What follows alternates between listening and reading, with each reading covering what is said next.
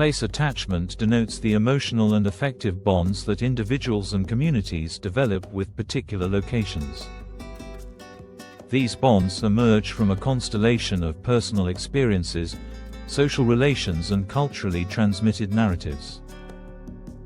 Attachment to place may be formed and reinforced across the life course.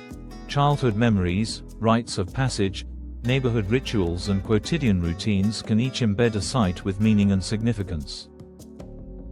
Origins of attachment. Attachment is frequently rooted in formative experiences. For example, the home in which one grew up, a schoolyard where friendships were forged, or a workplace associated with a particular stage of life.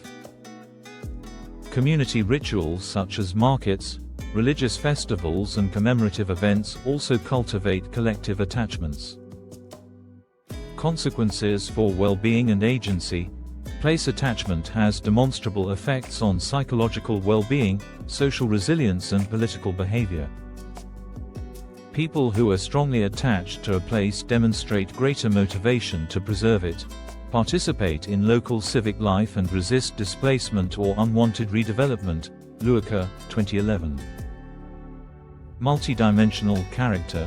Place attachment is not a single, unitary sentiment but a composite construct encompassing several interrelated dimensions. Place dependence. The functional reliance on a particular location to meet personal or household needs, for instance, proximity to employment, services or social networks. Place identity. The extent to which a place is incorporated into an individual's self-concept and life narrative, further discussed below. Social bonding. The web of interpersonal relationships and communal ties that are formed and enacted within a place. Understanding place attachment therefore requires attention both to individual biographies and to broader socio-spatial processes that produce and sustain attachments over time. Place identity. Place identity refers to the portion of an individual's self-concept that derives from their relationship with the physical environment. Proshansky, Fabian and Kaminoff, 1983. It is a psychological and socio-cultural phenomenon. People perceive themselves through the lens of the landscapes, built forms and social worlds in which they live.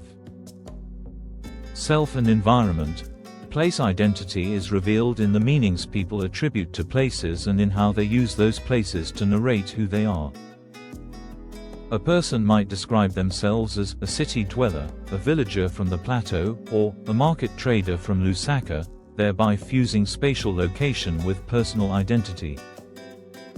Cultural and historical formation. The formation of place identity is mediated by cultural symbols, historical narratives and collective memory. Monuments, vernacular architecture, historic sites and commemorative practices supply the symbolic resources through which identity is articulated and transmitted across generations. Post-colonial and indigenous dimensions.